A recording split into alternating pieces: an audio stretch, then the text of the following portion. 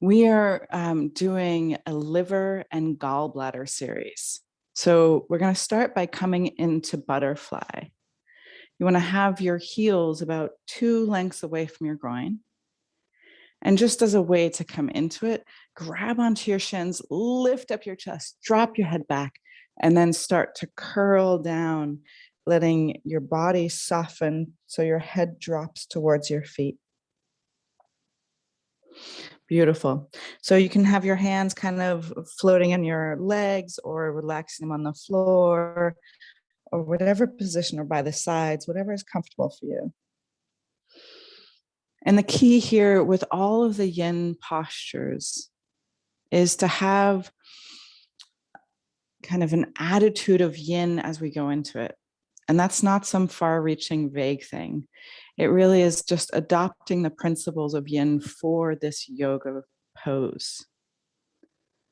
So you have already done the first part. You have kind of wiggled and adjusted and find the right shape for your body. You can imagine the shape of a yoga posture is like an archetype. And each one of us practicing is a specific manifestation of it. So like we have the archetype of like a snowflake, but even if the 3 of us drew it, or, we'd have 3 different ones. That would be the manifestation. The second principle of a yin yoga pose is once you found the right shape for your body today,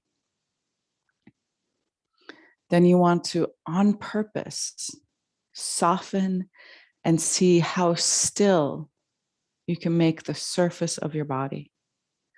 So I had a teacher who would talk about, like, you want to feel like you're letting your skin melt off your bones. Good timing. Good afternoon, Rosie. So if you're just joining us now, we're starting in butterfly. Your heels are 2 hands length away from your groin. So after the second principle of becoming still and soft, and this image of letting your, the meat melt off your bones, the skin, you can also think of it as, imagine every cell in your body exhaling at the same time. And that softness is what you want to keep in the pose. Then the third principle is to stay. And while this is just staying for about 5 minutes, usually in my class, but between 3 minutes and 10 minutes, it still can evoke kind of a reaction. Maybe it's towards commitment, or maybe it's towards like this authority of somebody telling you to stay. But it's a practice that we want to invite into our lives and into our experience, because it's not a value that has been celebrated so much in these modern times. That staying with something, staying through being annoyed or being irritated, is a very different soul quality than as soon as you're uncomfortable or displeased, you will leave that situation or relationship. We want to have kind of this soul tenacity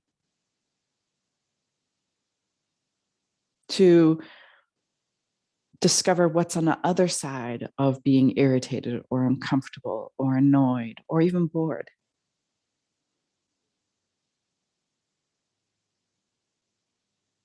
And with your next inhale, start to roll up, and you're going to wiggle your, here, let's just do a little clean swipe. And so just maybe put your hands behind you. We'll do 1 lion's pose. So you thrust your hips up into the skies, stick out your tongue, look at your third eye, and with a whisper, a gallant roar of a whispering lion.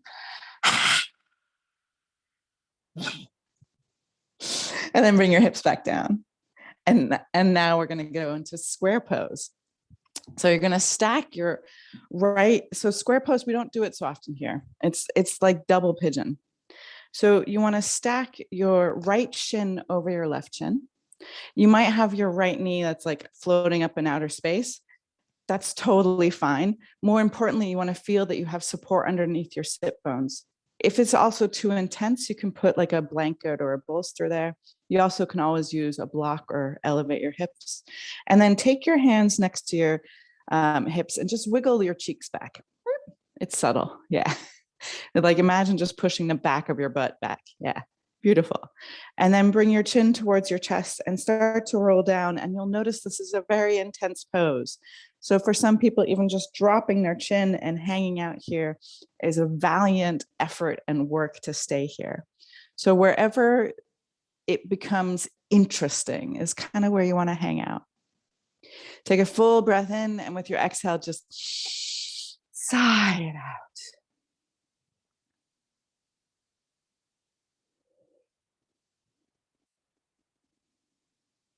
If it's too excruciating on your knee, you can also extend your bottom leg. That'll make it a little bit more gentle. But whatever variation you have,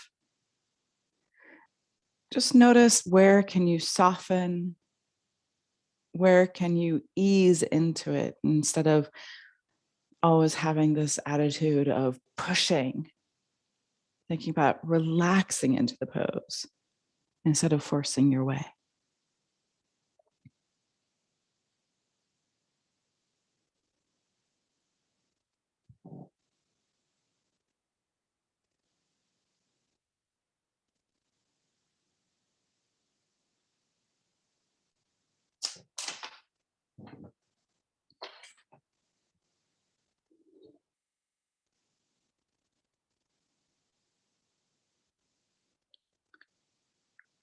What we need is here.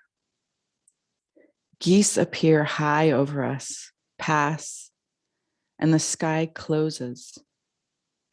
Abandon, as in love or sleep, holds them to their way, clear in ancient faith. What we need is here. And we pray not for new earth or heaven, but to be quiet in heart and in eye clear. What we need is here. These wise words are from Wendell Berry, our farmer philosopher.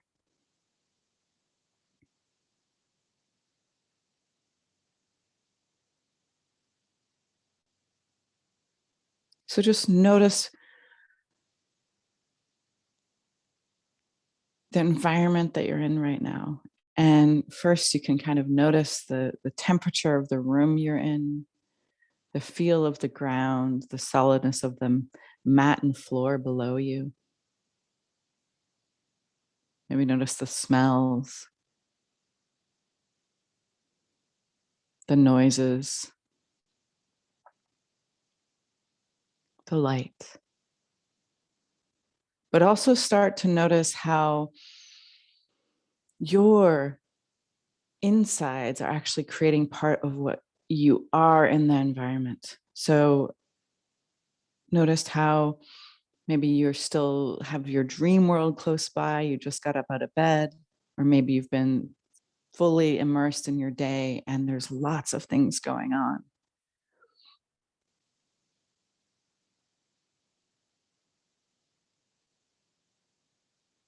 But notice how your thinking builds kind of this inner environment as part of your environment.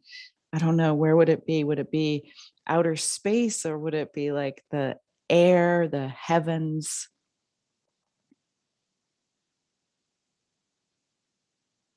And then notice how your feelings and your energy sculpt part of the environment, maybe the temperature or the feeling kind of inside of weather or movement.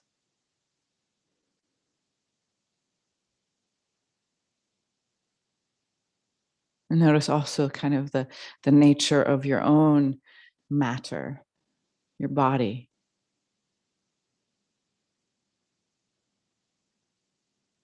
your physical body.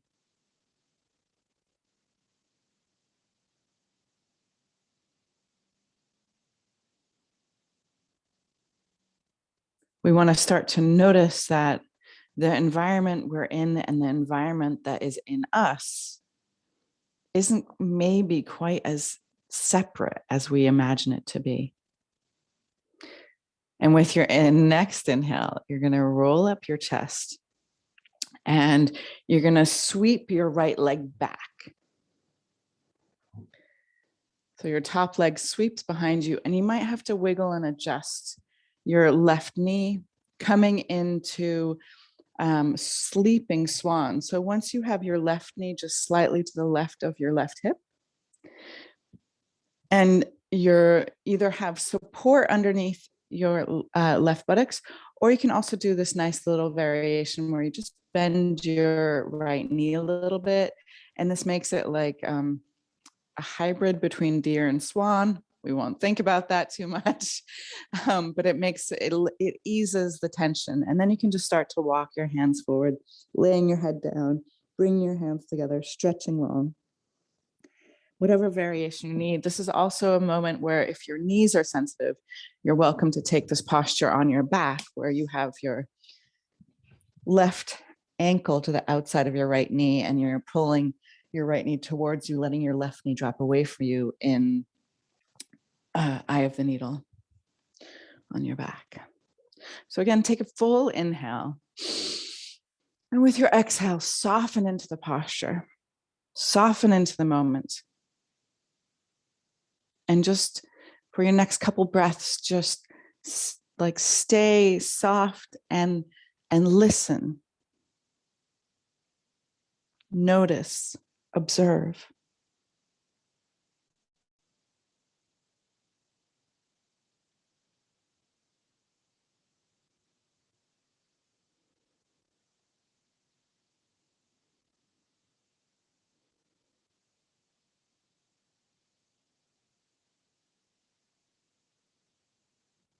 Can you become still enough that you feel and experience the tug of gravity?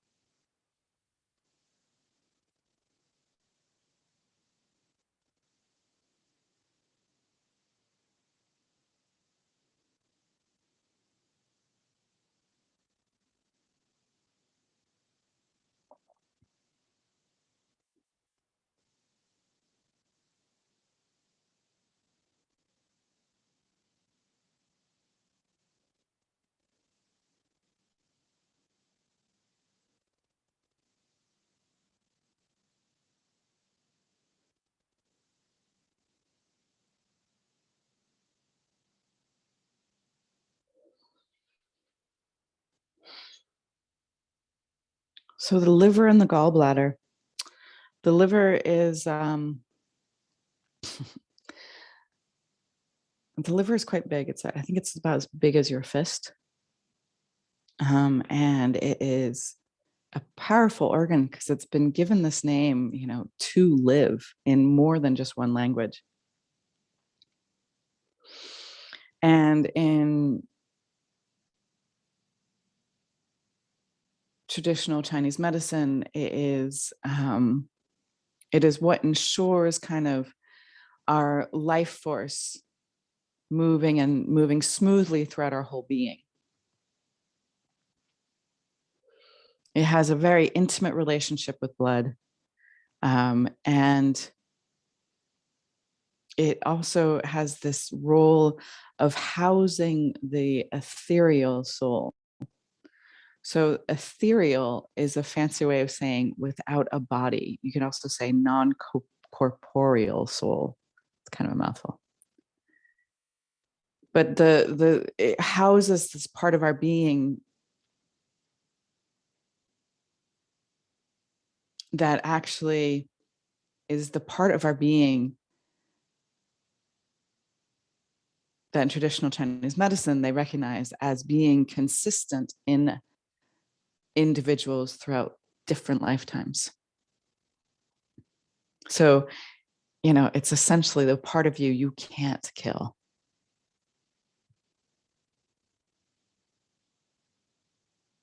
And then Often when we look at organs or organ pairs, they list kind of like a list of like what it has the biggest impact on. And while it makes, it's grandiose to like, okay, the way our life force moves in our body, check. Okay, stores blood, BFD, big deal. But it has this one that says controls the sinews.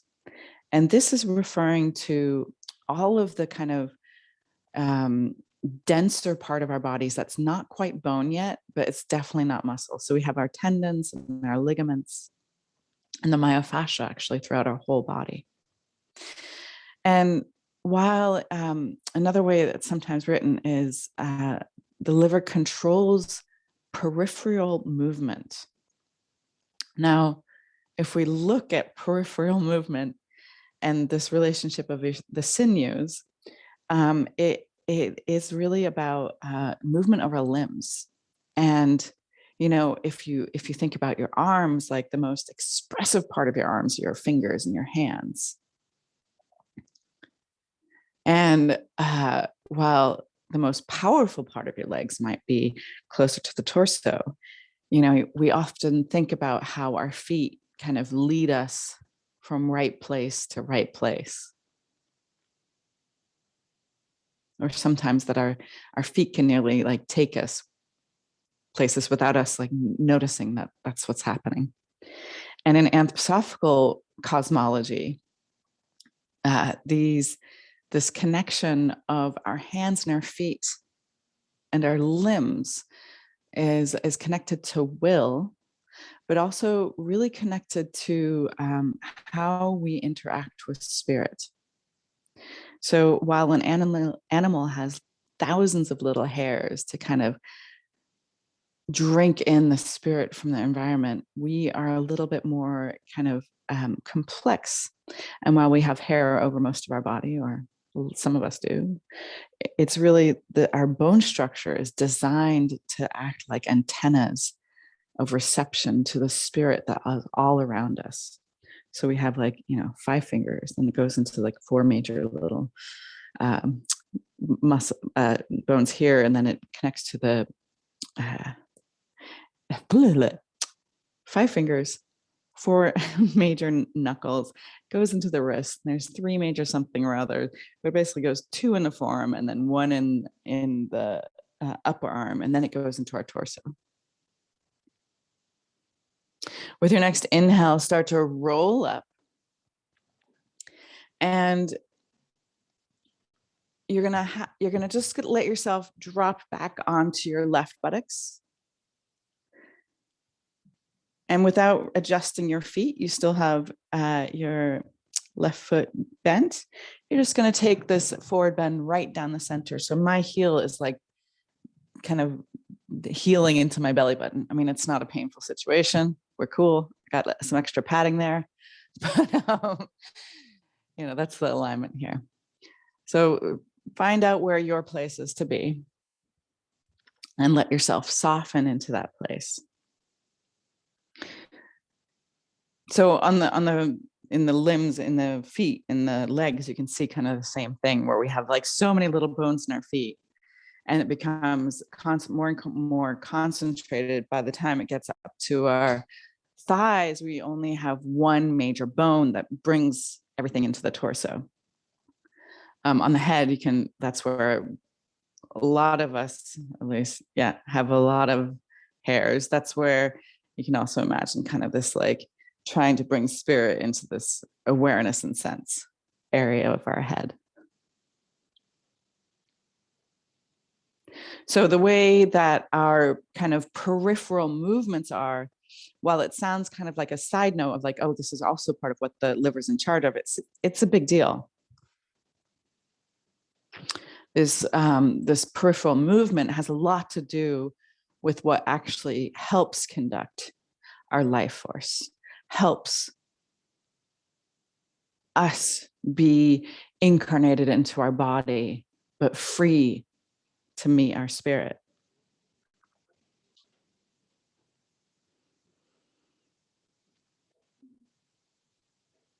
Notice if you can let your jaw relax a little bit, or let your tongue get fat.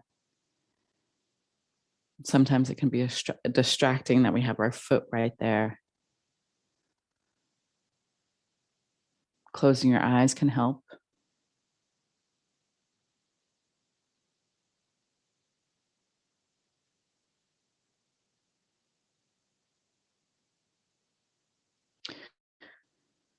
So a lot of how our periphery works also kind of dictates how we're interacting with our own environment.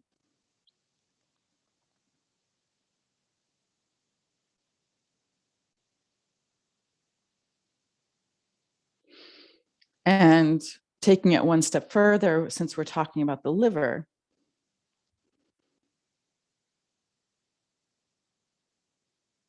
we don't need to kind of stray too far from this organ that is intimately connected with this like amazing capacity to live. What does that mean?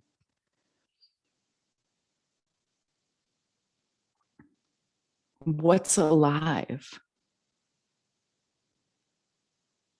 What's living?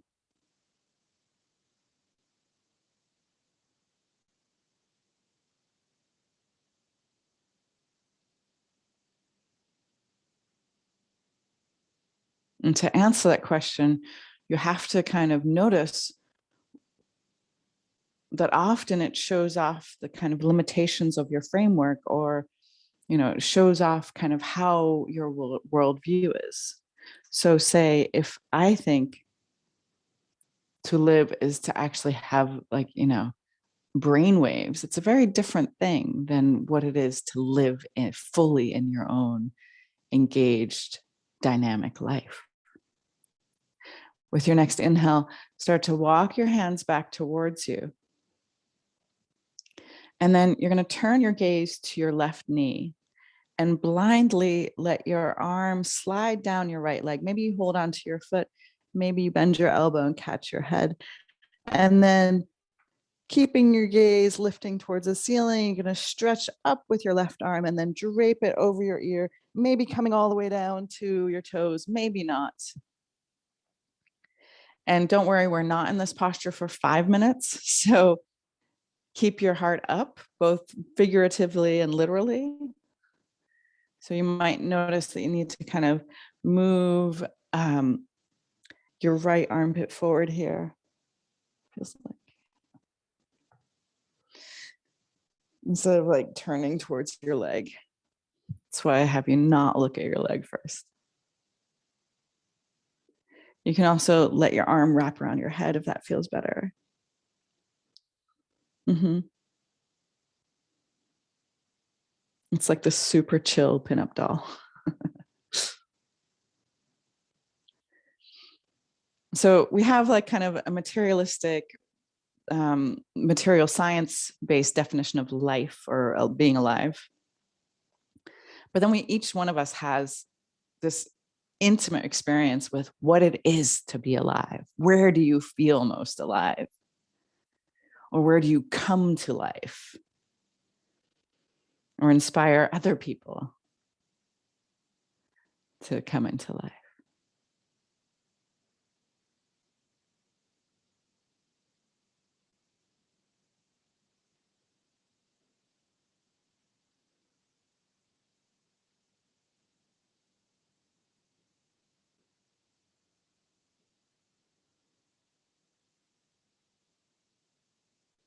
I promised it would not be 5 minutes. It's not at all.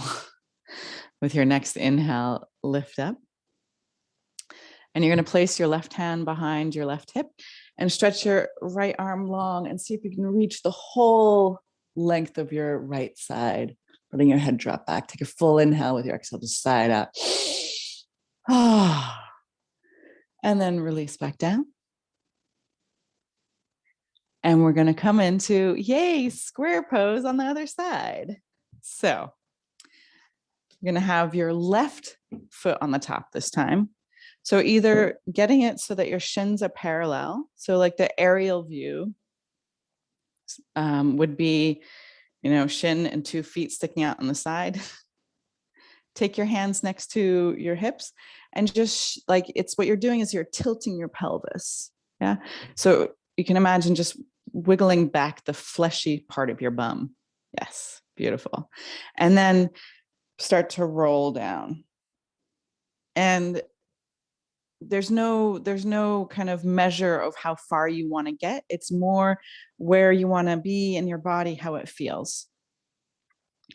So you want that Goldilocks special, or in Sweden, the lagom point, where it's not too much and it's not too little. It's just the perfect amount of suffering so you can learn.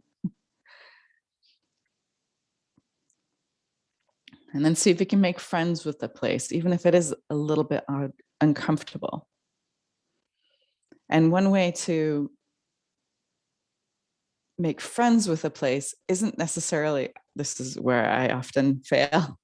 I often come on too strong, but I'm trying to learn to like, just take a moment, take some time, be soft without just exerting personality out.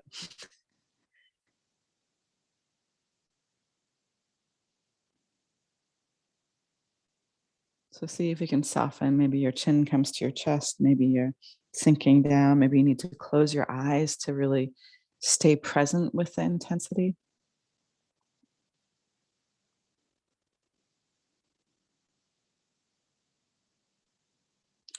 Not surprisingly, the liver and the gallbladder are ruled by the element of wood. Now, different from our 4-element perspective, wood is included in Taoist cosmology, and it's so lovely. It's a very, it's a needed element because it encaptures this a living system, as all the elements are, but it is balanced. So it's not too earthy, it's not too woody, it's not too it's not too earthy, it's not too fiery or watery. But it's kind of this place where all of the other elements really influence how it is. So you can't have a living tree in isolation. There needs to be ground. There needs to be air and space. There needs to be kind of the warmth of the sun. And even the drama of the wind is essential to wood becoming itself. And we notice that when wood is out of balance, you can have a tree that's too brittle, and a big gust of wind comes along and blows it down. Or you can have a tree that just never really stood up because it was too watery.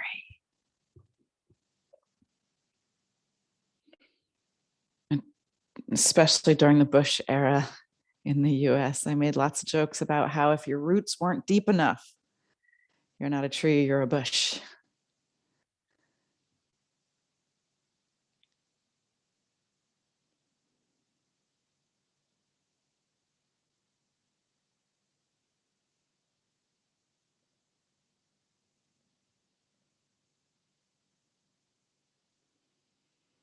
Notice if you can be more still.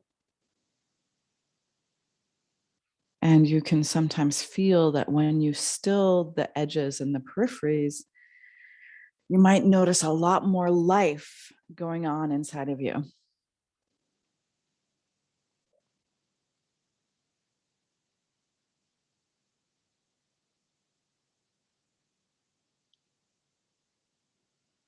And with your next inhale, roll up your chest, and you are gonna sweep your left leg back. So coming into swan on the left side, which is the same as pigeon in the yang practice, but we use swan just to remind ourselves to treat it differently. And we really do treat swans and pigeons differently, but another story for another time. If your buttocks is up high, you can put like blocks or books or whatever underneath your buttocks to bring the floor up to you.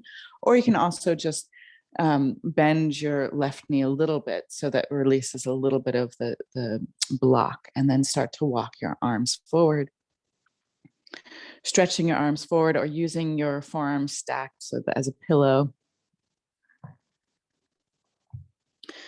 So a lot of the world right now has been living in this kind of holding pattern for over whatever it is, I forget what the number is, for a long time, over a year, closer to 2, has been in this holding pattern where a lot of their life has dramatically changed. And the big parts that have been changing is this kind of this movement, this peripheral elements. So where people were in lockdown for long times or are again, or these horror stories of, not even hugging or seeing their loved ones. I mean, talk about managing peripheries.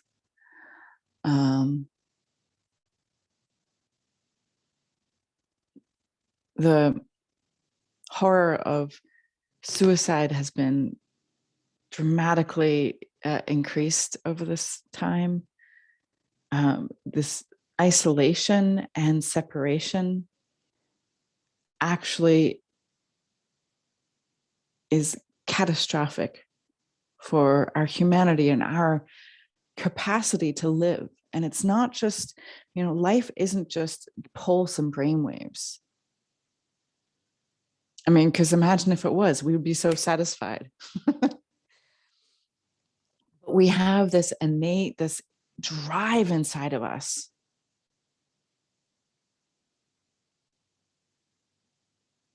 And it might be a drive that you don't even have words for, that you just know you want more, or, there is more, or maybe you have more language for it.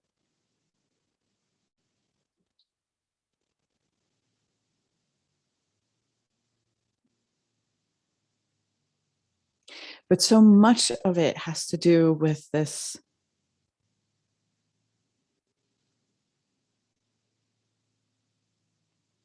jailhouse effect of kind of our own worldview. So if your worldview is, just limited to natural science, for instance, right now there is a kind of a hubris or this egotisticalness where there's even kind of this idea that we've exhausted natural science. We've discovered all that we need to discover.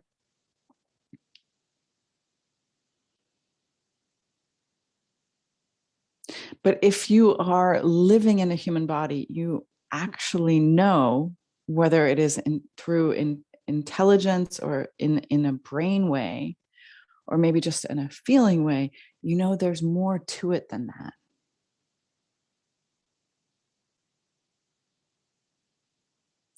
That the materiality of something doesn't necessarily dictate its content.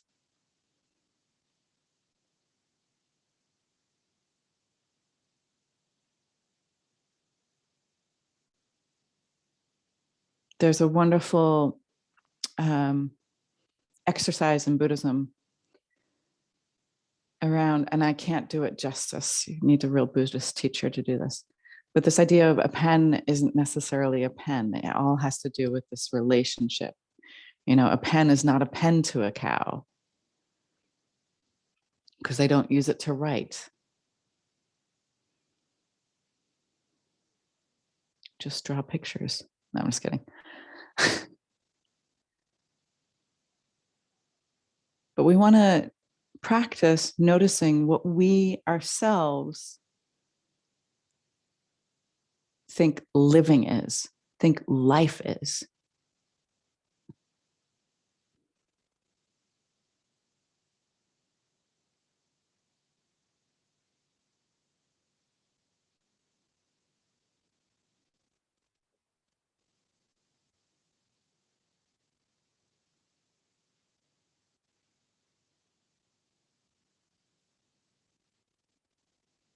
You may notice in sleeping swan that one side is more intensely than the other, more fun than the other, or more accessible. And just kind of notice it and let go of the comparison, letting it be living so it can change. One of the handicaps of this kind of the popular materialism that's so pervasive in our culture is that we forget that all systems have movement and life, and it's not still and static.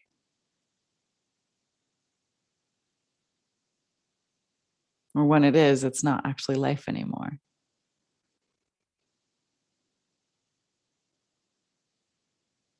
I mean, even, I think I said this in my last class, even wood breathes and moves. And so, when a skilled cabinet maker makes cabinets for your kitchen, they account for this breathing of wood that, and depending on the moisture and the temperature, it expands and contracts.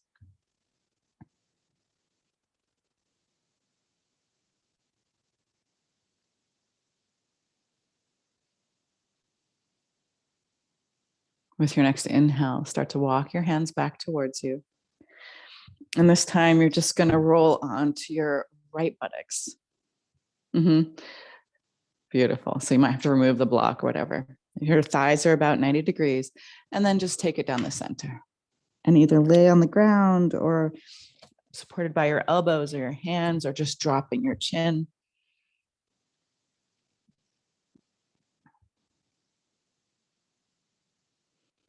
Your flexibility is it's affected by so many things, including your liver. And so when you are stiff and can't move very well, it's actually often connected to the liver because of this relationship to our tendons and our ligaments, the parts of our body that hold the muscle to the bone and bone to bone.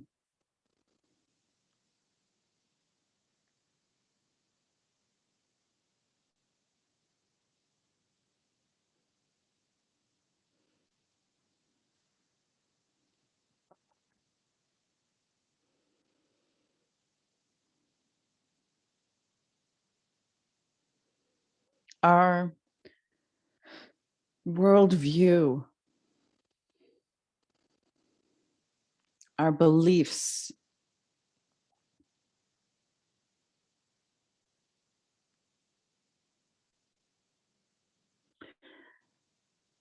the things that originate in the privacy of our own being, even if they have come from institutions or parents or books,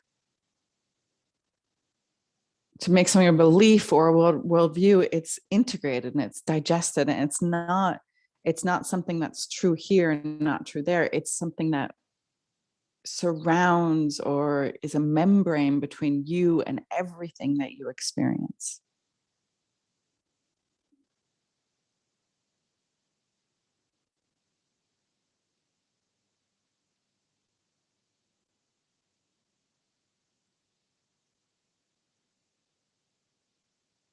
So nowadays, where it's quite unpopular to talk about God or talk about religion or talk about,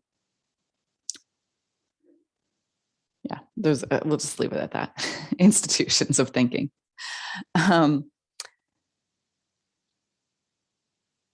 It's been quite commonplace to dismiss these non-verifiable elements of our life.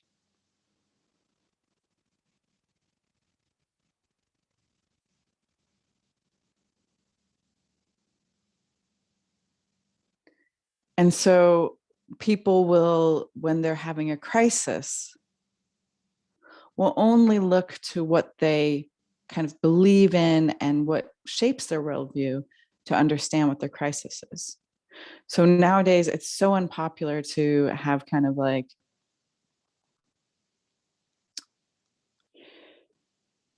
ideas about God or spirit, that when someone is having a crisis, it's automatically assumed it's a psychological one or a physical one, and never taken up as a spiritual crisis.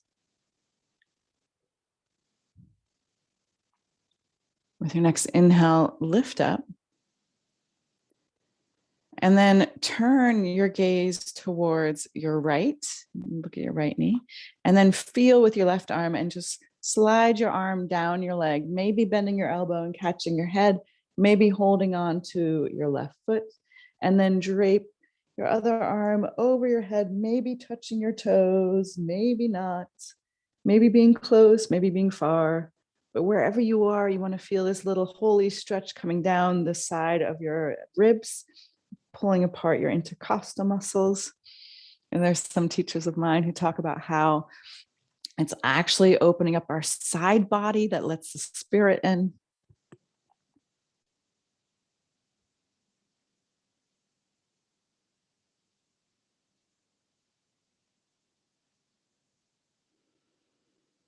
It takes a lot of soul tenacity to really kind of notice what you think or believe, and notice where it is in opposition or counter to what other people believe. You know, you may have a story around conflict or authority, but notice where you withhold and how that treats your liveliness. So one of the dramatic effects, I think, of people being isolated from another, if not actually, but physically, is it dismisses the power that such things as a hug or touch can have on another human being. This healing power. And that part of our pandemic is the deprivation of human touch.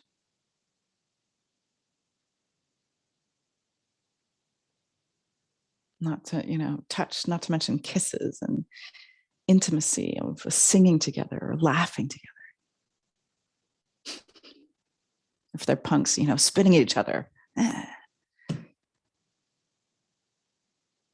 But we need this interaction, this kind of messiness, because that is the incubator of life.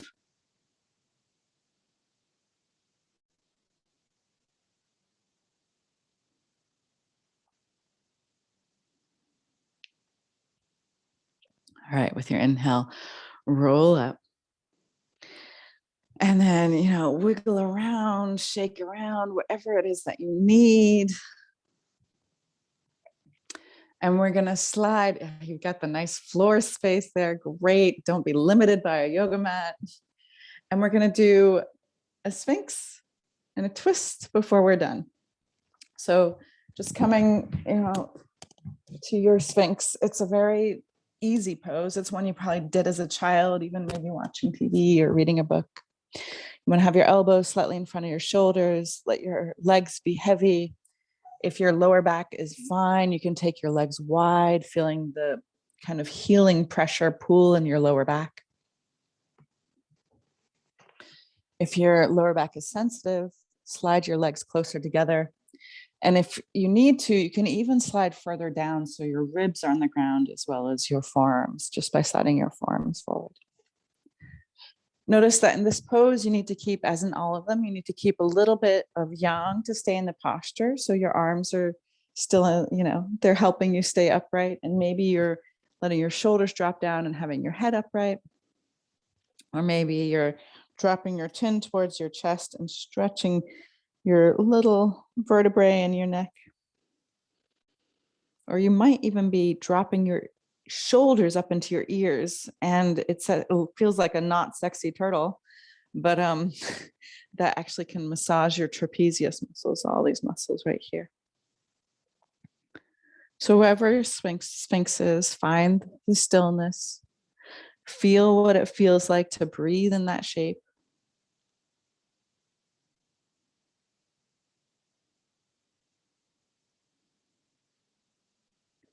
So life is risky. It's what and why it's so interesting. And I think the opposite of life isn't actually death. It's not living. And I think those two are a little bit different. Way back, I think I'd been teaching for like a couple months, maybe.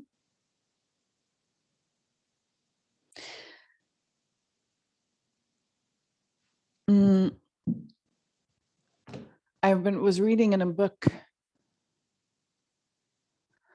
about how yoga actually it has a lot to do with how to die well. And I mean, talk about like language that is missed on most of us in the modern era. But this idea of dying well is actually life. Like, I mean, give me a death that was, not just a withdrawal from life, but a dipping into life, where this risk of death is part of what kind of can bring fire and growth into us. You'll notice that with a partner, perhaps you have to risk, even if you've been together for years, you have to still risk being honest and truthful and knowing that, nothing is predictable or permanent. And the same thing with life, like that is part of where this risk taking is so essential to actually feeling alive, as is doing what enlivens you. So while for some people their creativity is, at a keyboard and through a computer, for so many of us, that's not where we come to life. For some people, they come to life over here where they're dancing or where they're, making plays or writing books or, singing. Where do you come to life? It doesn't have to be at all the same thing as anybody else. And that is so much of why you're alive. In Sweden here, at least, there's still this kind of, it's very pervasive all over the world. But there's this idea that in medicine, the aim is to keep the patient alive no matter what. And it's this no matter what part that I can't kind of come to, because it's not for us the business to extend life by making someone half machine, or to keep them alive, breathing with maybe brainwaves when they can't be in their loving relationships, when they can't be in their work. What are we keeping them alive for? The stats of the hospital? The fear of their loved ones? It's a new phenomenon, well, not new, but this death phobia is part of modern life in a way that doesn't give us more life. It actually steals our life from us while we're still alive.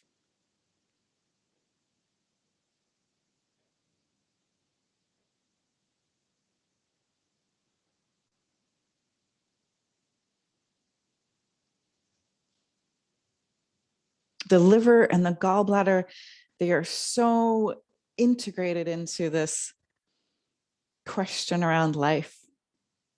In English, even the word gall, like, do you have the gall to do that? It's kind of like, do you have the ovaries to do that, to the capacity to really say that thing that needs to be said?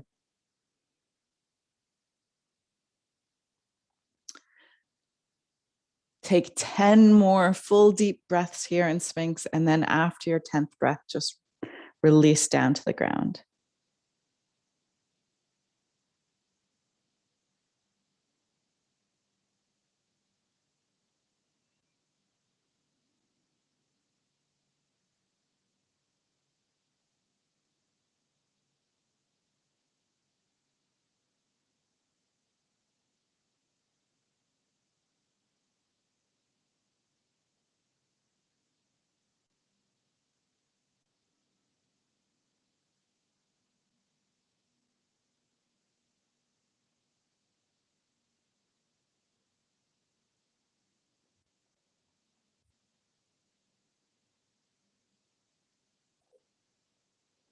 If you've lost count, feel free to follow your friends and come down to the yoga mat.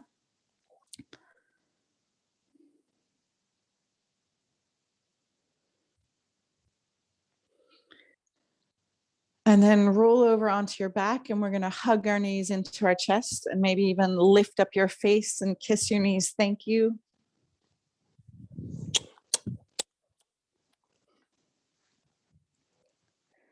And then take your arms out into a T, palms facing down, and slowly drop both of your knees to the left. Coming into a twist. You can do variations of a twist if you'd like to, but just a simple twist.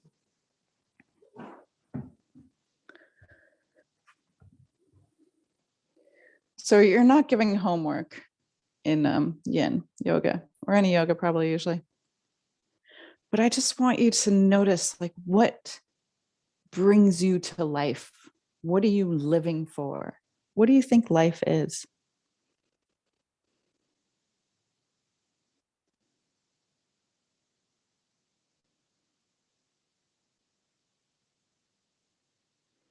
Or notice where you've been avoiding a risk. A lot of times when we avoid a risk, we feel like we're either protecting ourselves or others.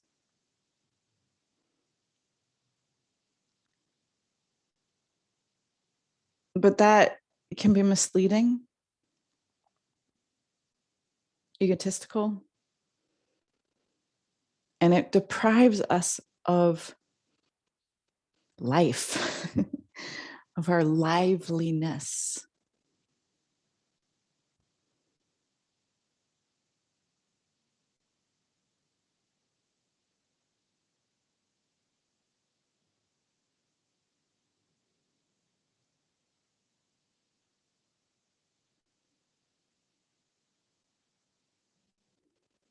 And life isn't noisy, it's not quiet, it's not pink, it's not blue, it's so many different things, and so complex and so full that has room for all of us.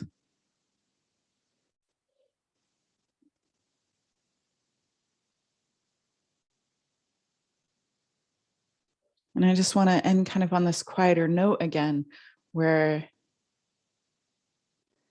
this life and liveliness, we really want to celebrate kind of the place of source, whether it's in nature, in the earth, in the heavens, in our body, in our life, in our dreams.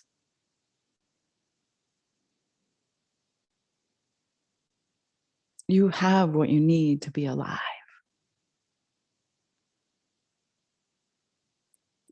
Geese appear high over us, pass, and the sky closes.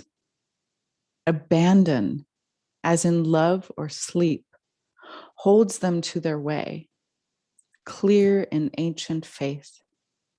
What we need is here. And we pray, not for new earth or heaven, but to be quiet in heart and in eye clear. What we need is here. Hug your knees back up to center. And then slowly drop your knees to the other side.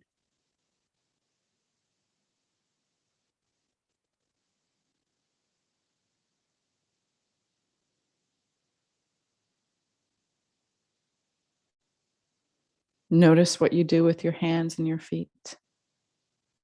Not in this pose, but in the rest of your day.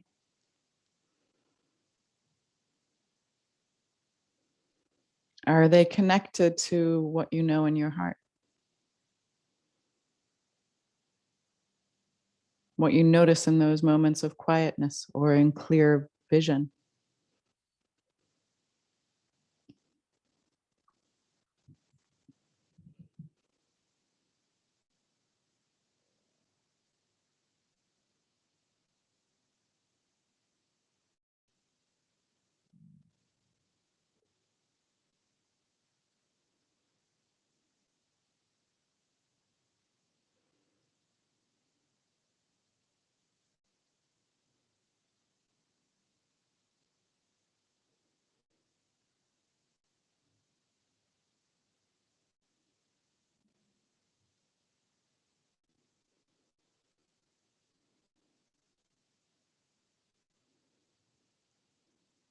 And when it starts to feel balanced, find your way back. And we're going to stretch our legs out in Shavasana.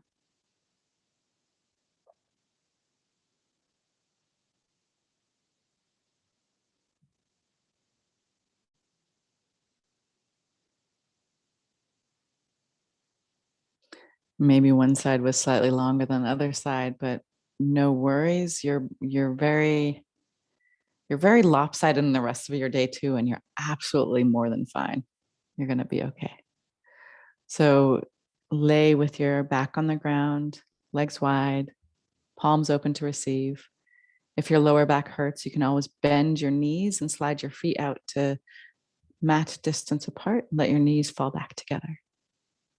And instead of dreaming away and floating away from your body, see if you can keep your attention in your body and in the room that you're in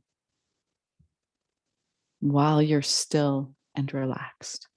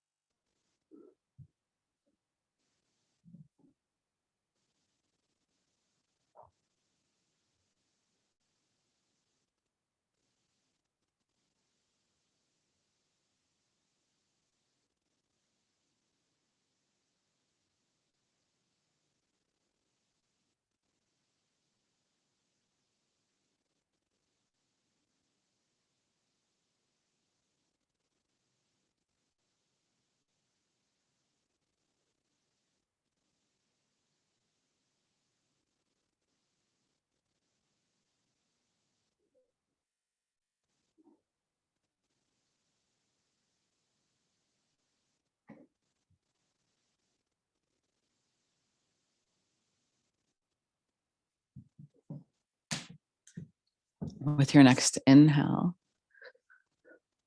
start to invite your awareness back to the edges of your body. Maybe thinking when you're wiggling your fingers and your toes, thank goodness your liver is good, so you can do that. And then stretch your arms long over your head. Let your feet reach away from you. And then with your exhale, hug your knees to your chest.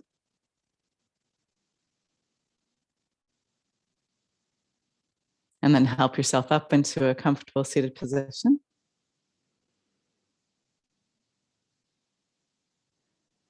Allow your hands to meet at heart center.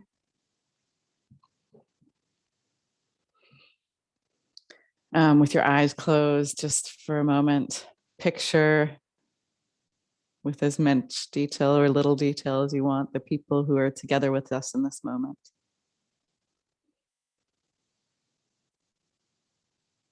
And let's close with one Om. So empty your breath first. Got to be empty. And then take a full inhale.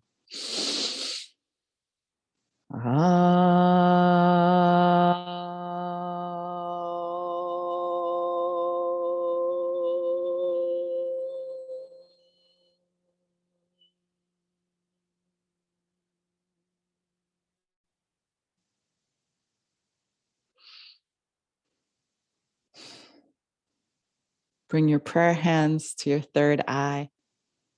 Invite the divine light. And as we bow forward together, we say, Namaste. And so much love. Make some noise. Yeah. Thank you.